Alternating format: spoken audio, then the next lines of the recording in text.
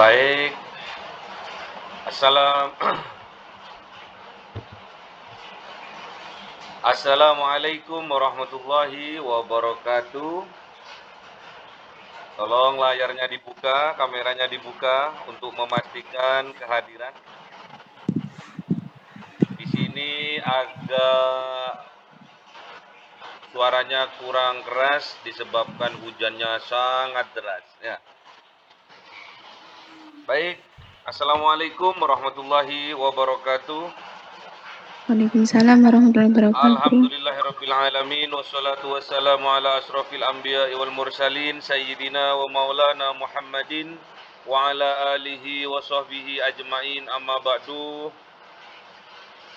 Raditu billahi rabba wa bil islami dina wa bi Muhammadin nabiyya wa rasula rabbi zidni ilma warzuqni fahma. Amin amin ya rabbal alamin. Baik, para mahasiswa, mahaputra dan mahaputri, kita akan memasuki tema yang baru setelah kemarin kita memasuki tentang bab peramalan atau forecasting, terus dilanjutkan dengan penilaian atau evaluation. Sekarang kita masuk pada bab yang baru, yaitu tentang analisis keputusan pemberian kredit. Apa? Analisis keputusan pemberian kredit, ya. Baik, saya akan share dulu materinya.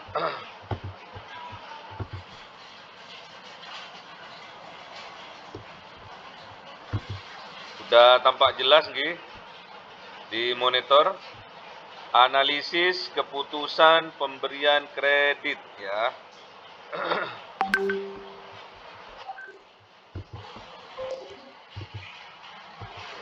Diharapkan nantinya para mahaputra dan mahaputri setelah mempelajari analisis keputusan pemberian kredit ini, mahasiswa, mahaputra maupun mahaputri yang pertama mampu untuk menganalisis,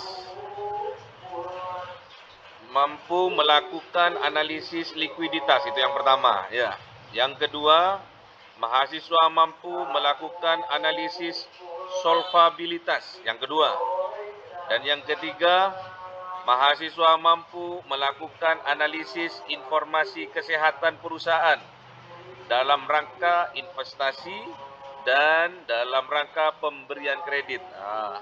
Dari tiga hal ini nantinya diharapkan seluruh mahasiswa mampu melakukan analisis likuiditas, solvabilitas, mampu melakukan analisis informasi kesehatan perusahaan dalam rangka investasi dan pemberian kredit, ya.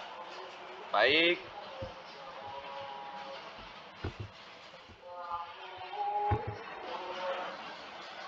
Pemberian kredit di sini yaitu pemberian kredit jangka pendek dan jangka panjang, ya. Jangka pendek dan jangka panjang. Terdapat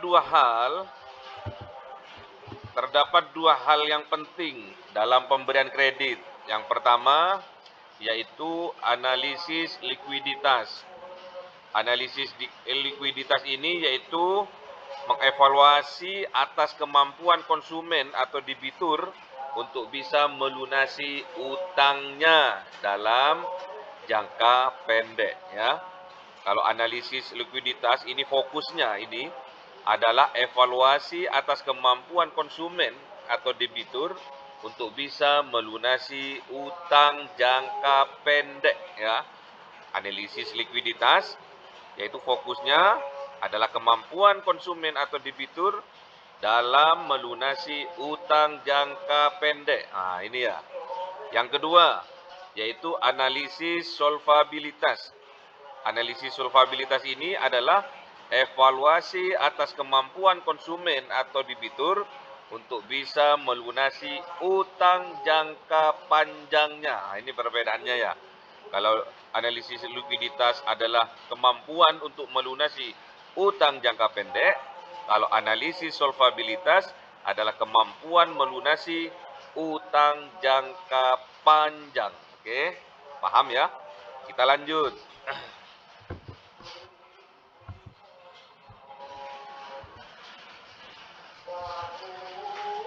Apa itu analisis likuiditas? Likuiditas adalah kemampuan perusahaan untuk mengonversi aset yang dimilikinya menjadi kas, atau kemampuan perusahaan untuk bisa mendapatkan kas yang diperlukan untuk melunasi hutang yang akan jatuh tempo dengan segera, atau sering kita sebut dengan utang lancar ya. Terus yang kedua, masalah likuiditas yang utama dan bisa mengancam keberlangsungan hidup perusahaan adalah ketidakmampuan perusahaan untuk bisa membayar utang yang akan segera jatuh tempo.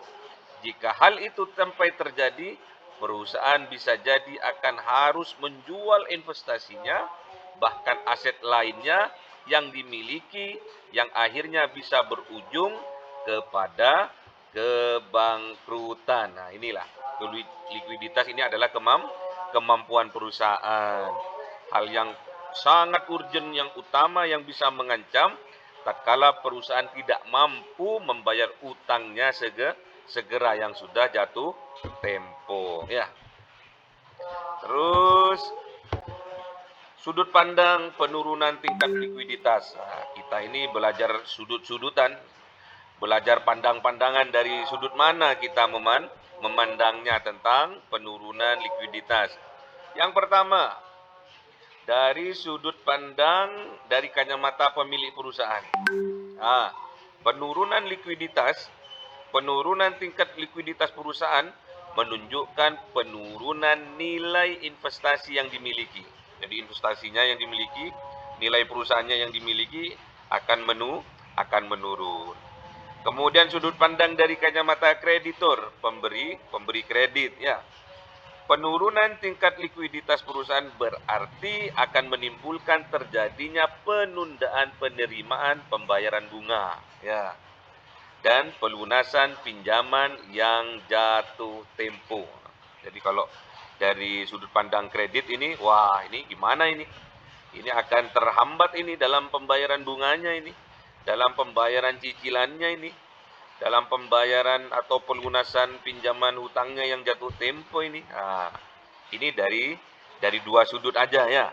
Yang pertama dari sudut pemilik perusahaan. Wah, kalau sampai turun nih tingkat likuiditas nih, maka secara otomatis akan menurunkan nilai investasi yang telah dimilikinya ya.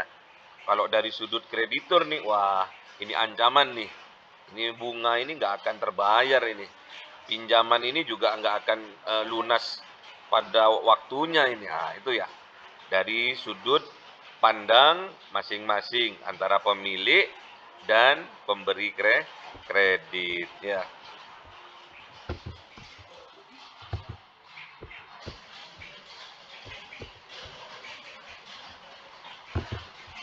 Baik, alat analisis mengukur tingkat likuiditas. Nah, kita memang membutuhkan alat apa saja yang nantinya yang bisa digunakan untuk mengukur tingkat likuiditas dari sebuah perusahaan. Dengan cara apa? Menggunakan informasi laporan keuangan perusahaan. Nah, ya. Jadi yang dibuat acuan adalah laporan keuangan perusahaan. Para analisis bisa menggunakan informasi yang tersedia dalam neraca ya. Apa saja yang tersedia dalam neraca itu?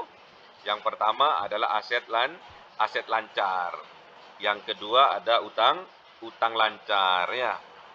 Aset lancar ini berbentuk kas atau berbentuk lainnya yang diharapkan bisa dikonversi menjadi kas atau bisa dijual dan dikonsumsi dalam periode waktu kurang dari 1 tahun atau kurang dari 1 siklus operasi ya. Apa saja? komponen-komponen aset lancar itu, yang pertama kas, yang kedua surat berharga, yang ketiga piutang usaha, yang keempat persediaan, dan yang kelima adalah beban dibayar di muka. Ya. Yang kedua yaitu utang lancar, yaitu kewajiban yang akan jatuh tempo dalam kurun waktu kurang dari 1 tahun. Ya. Jadi utang lancar itu adalah kewajiban yang akan jatuh tempo dalam kurun waktu kurang dari 1 tahun. Apa saja komponennya? Ada utang usaha, ada wesel bayar, pinjaman jangka pendek, utang pajak, accrued expense, dan bagian jatuh tempo dari utang jangka panjang. Ya. Ada yang tahu accrued expenses ini apa? Ini lu bahasa mana ini? Bahasa Jawa. Ya. Yang saya tebalkan ini, ada yang paham apa maksudnya? Gak paham? Loh, kok bisa? Oke, karena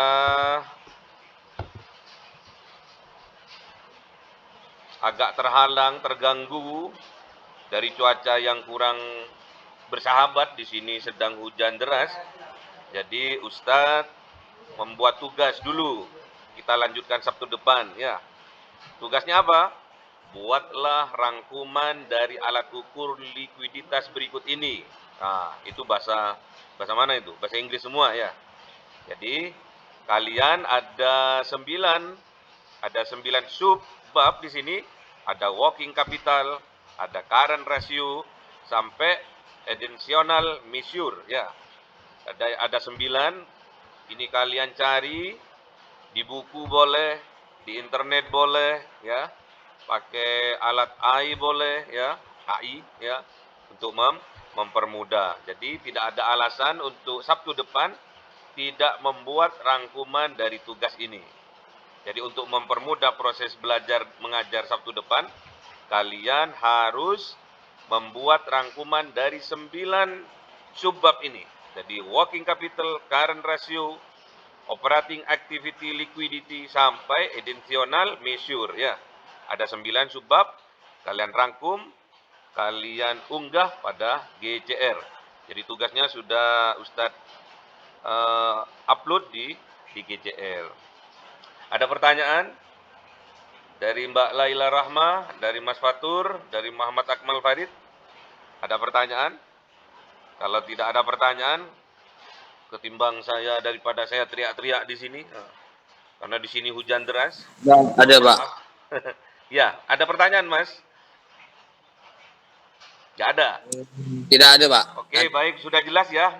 Untuk Sabtu depan, untuk memperlancar proses belajar mengajarnya, diharapkan kalian membuat rangkuman dari 9 subbab ini, ya.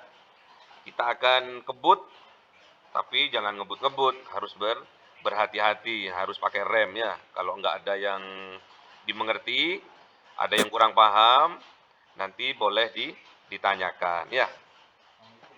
Oke. Nggak ada pertanyaan? Oke, kalau nggak ada pertanyaan, kita akan tutup pertemuan kali ini dengan doa kafaratul majlis. Semoga apa yang disampaikan dijadikan oleh Allah ilmu yang bermanfaat, ilmu yang barokah, yang bisa menjadi wasilah kesuksesan kita di masa yang akan datang. Ya, silakan Mas. Ini tugas yang baru, Pak, ya? Oke, tugas yang baru. Kemarin kan nggak ada tugas. Oh, siap, Pak, siap. Kemarin nggak ada tugas, cuma ini merangkum saja, cari definisinya, cari penjelasannya lewat internet, silakan. Oh, Kalau siap, Pak, sudah siap. selesai, besok Sabtu kita akan melanjutkan pembelajaran berikutnya, ya. Oke, kita bersama-sama baca doa kafaratul majelis. Subhanakallahumma wa bihamdika asyhadu an la ilaha illa anta astaghfiruka wa atubu ilaik. Mohon maaf, di sini cuacanya kurang mendukung. Jumpa Sabtu depan. Assalamualaikum warahmatullahi wabarakatuh. Waalaikumsalam. Tetap semangat. Siap.